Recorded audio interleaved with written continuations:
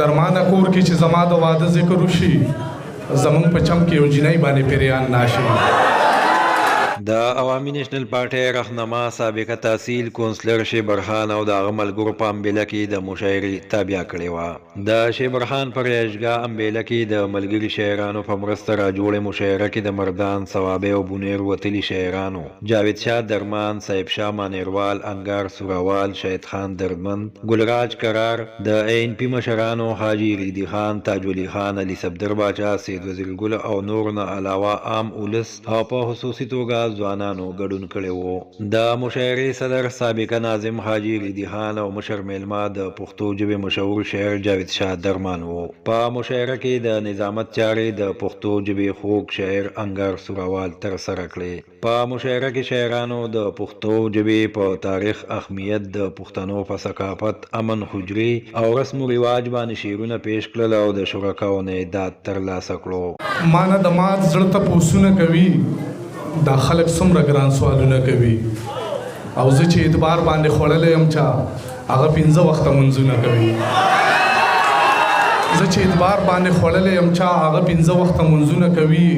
زما د هر ارمان قاتله جنۍ ناسته د لاس باندې ګلونه کوي.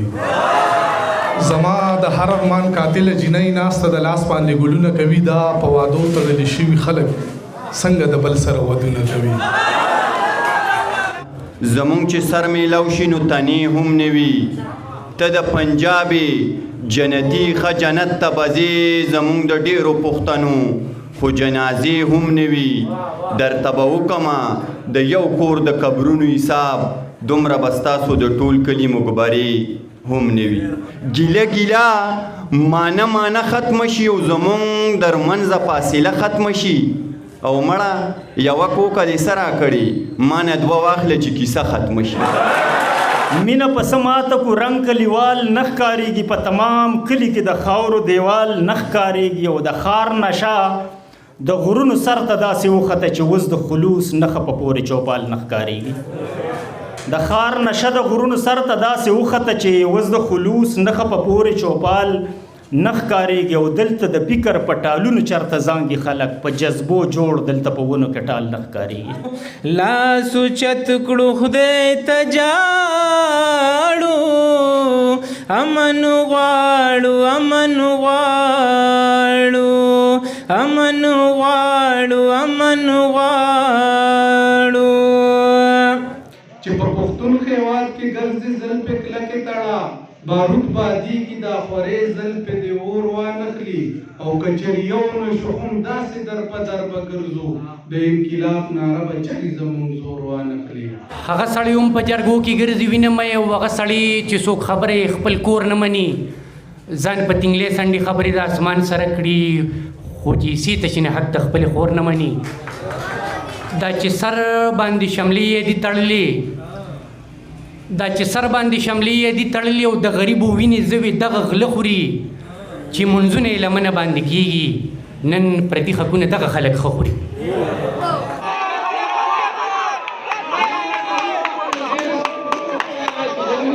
خوندورې مشاعرې ته سابقه تحصیل کونسلر شیبرخان، سید وزیر ګل او حاجي ریدي خان خطابونه وکړل. مشرانو وویل چې شاعران د کام سترګې دي او شاعران په خپلو شعرونو کې د کام په صحیح توګه رهنمایي کوي. هغوی وویل چې مخکې به حجرې ابادې وې، مشران او کشران به په حجرو کې یو ځای ناست وو. هغوی زیاته کړه چې حجرې د پښتنو ثقافت دی او زموږ کوشش دی چې د مشاعرو په لوري یو ځل بیا حجرې ابادې کړو.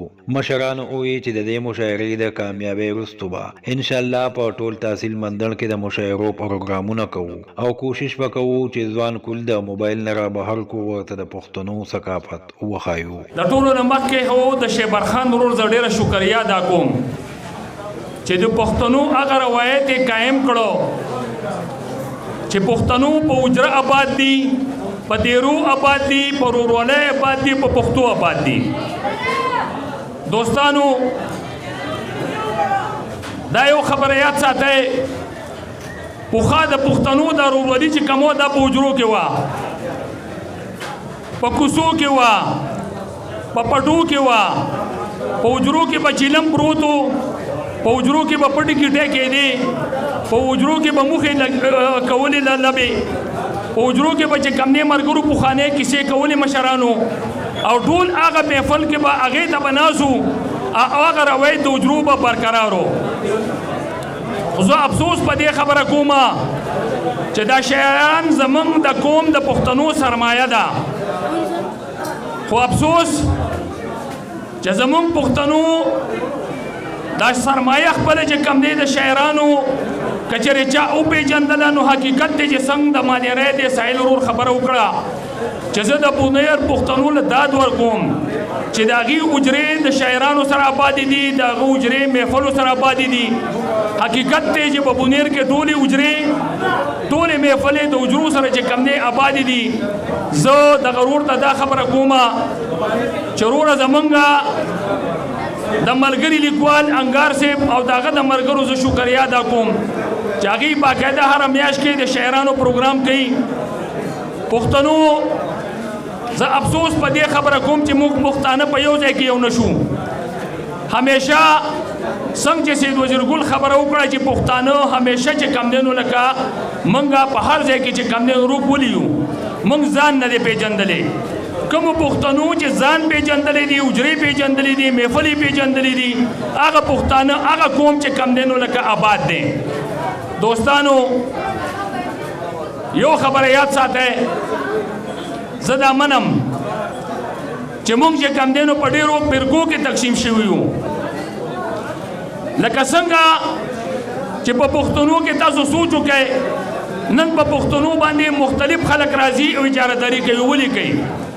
موږ پښتنو چې کله ځان وپېژنده، موږ پښتنو چې کله یووالی وپېژنده، موږ خپله ورورولي وپېژنده، نو موږ به پښتانه په هر ځای کې یو یو، آباد به یو او موږ به پښتانه په سوکالۍ باندې یو.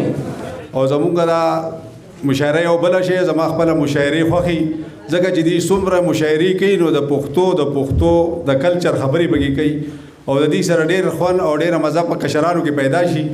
ځکه چې زمونږ کشران څومره چې دي نو هغه د میډیا ته یا د صادرو یا د بازار غاړې ته ډېر زیات دغه یې نه موږ وایو چې شاعران ملګري پکې هم د دې لپاره ډېر زیات د صادرو د دې شیزانو کوشش کوي د پښتني زاړه تاریخونه او زاړې خبرې پکې وکړي او زمونږ دا کشران په هغه لار باندې روان شي او خپلو پښتنو یو بل ته موږ وږي کوزي کو او په صحیح لار باندې روان شو. دا پتنې به هم ختمې شي، نشې به هم ختمې شي، داسې نور کارونه به زمونږ ستاسو ختمې شي.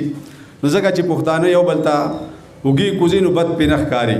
مړ قومونه کې بیدار د پښتون چغه، غوږ کې بم دی د اغیار د پښتون چغه، او په کم دشت کې چې نن خراړې لوبې وایي کړي دا دشت په لالازار د پښتون چغه.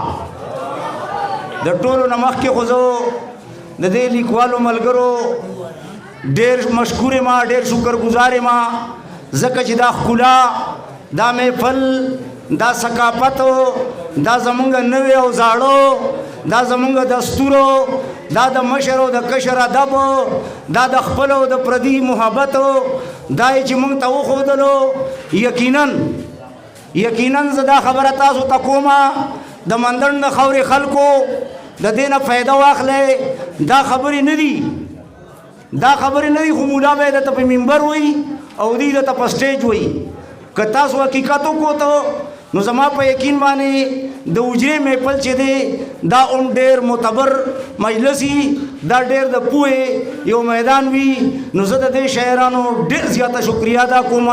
خدای دې وله په ژوند کې برکت واچوي، دوی ته پخیرالی واما، هرکلی ورته واما.